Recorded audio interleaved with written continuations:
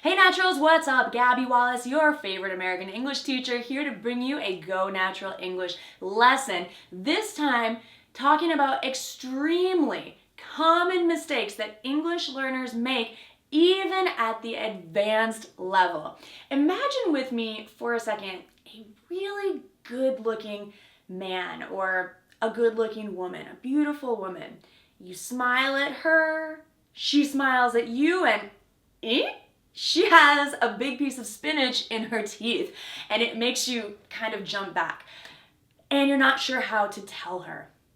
This is what happens when your English is pretty good, but you keep making those same common mistakes and nobody really knows how to tell you because it's awkward, they don't want to offend you, and they'd rather just ignore it and keep on going. So I want to help you out today and point out the 13 most common mistakes that even advanced English learners are making. So let's jump right into it. Number one has to do with making plans or talking about time. So let's say, hey, do you want to get coffee with me next week?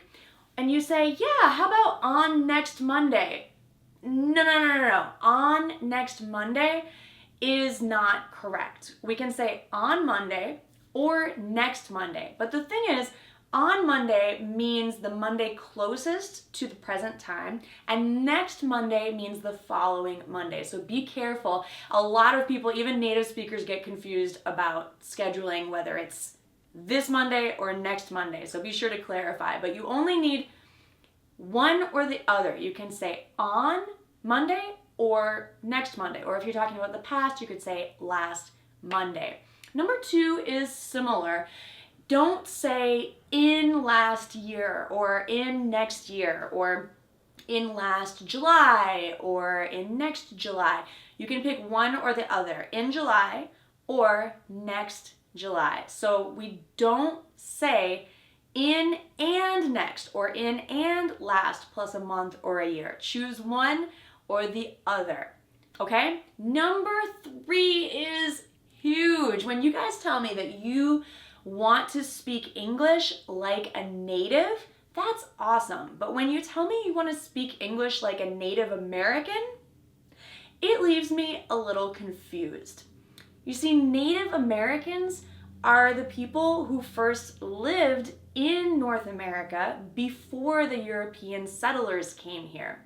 So a Native American is not simply someone whose mother tongue or native language is English. It's actually a whole nother group of people. So be aware that Native American is a group of people who were in North America before European settlers came over here, and a native English speaker is what I believe you're trying to say. So next time, say, I'd like to speak English just like a native speaker or a native English speaker. Very good. Number four, this is, I believe, especially for my Brazilian friends, when you ask if there will be legends at the movies or on a video, it leaves me a little confused. I know what you're trying to say, but what you really want to say is not legends. A legend is like a hero if it's a person, or it could be like The Legend of Zelda, which is a video game, but legend is a story or an epic story. So you don't mean legends, you actually mean subtitles, okay? So be careful, it's not the same or similar in English as it is in Portuguese. And in case you didn't know, subtitles are the words or text at the bottom of the screen that you can read along with if you're not understanding what you're listening. Really helpful for if you watch foreign movies. Now, if you're wondering if you should use subtitles on the next English movie or video that you watch, I have another video talking about that. You can click right up there to watch it. Number five, I hear English learners skipping words in questions a lot. Like if you ask, where from? Where from is not a complete sentence. It's not a complete question. So don't skip those words. You might think that native English speakers are saying where from, but you're hearing the stressed words. We stress the words where, from, but those aren't the only words in the sentence. We actually are saying, where are you from? So don't skip those two words in the middle. Where are you from? Where are you from? I know they're very small when we speak quickly, but practice saying them with less stress, but don't skip them altogether. So repeat after me.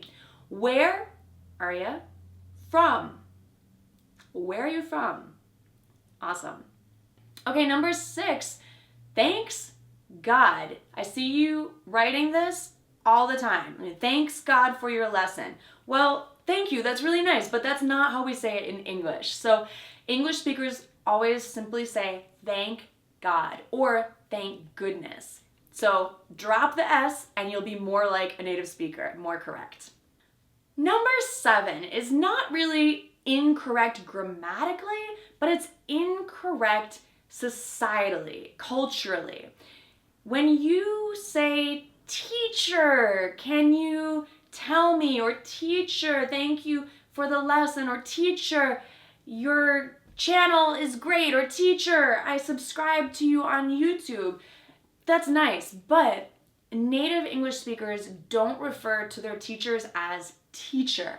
We would simply say Mr. Smith or Mrs. Smith, for example, if you're in high school and it's more of a formal situation. If you're in a more informal situation like this, or like with your English tutor or someone who's closer to your age maybe, if you're an adult student especially, then you can simply say Gabby. Say your teacher's first name. If you feel uncomfortable about this, you can ask your teacher first. Is it okay if I call you Gabby? Or can I call you Gabby? Or do you prefer Miss Smith if you're asking your teacher? So we don't call teachers teacher. It seems really strange.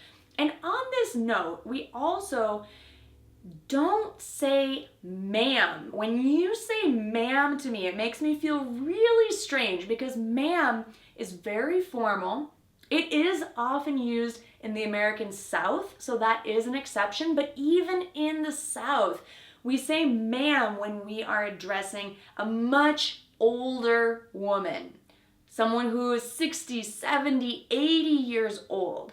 So please understand that I am not 60 or 70 or 80 years old, and you do not need to call me ma'am. Although I appreciate your respect, you can simply call me Gabby. Number 9, let's talk grammar for a second. I see a lot of you saying, explain me this. Now, you're forgetting a few words, and maybe the order is a bit wrong. So instead of saying, explain me, the past, present, say, explain the past present to me, or explain it to me, or explain this to me.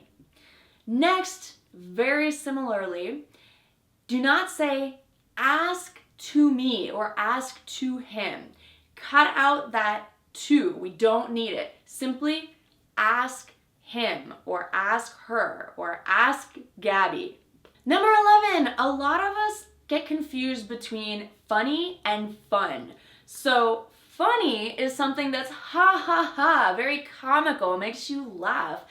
Fun is something like maybe skydiving, rock climbing, what else could be fun? Anything that you enjoy as an activity where you're enjoying it, but you're not necessarily laughing because it's not comical.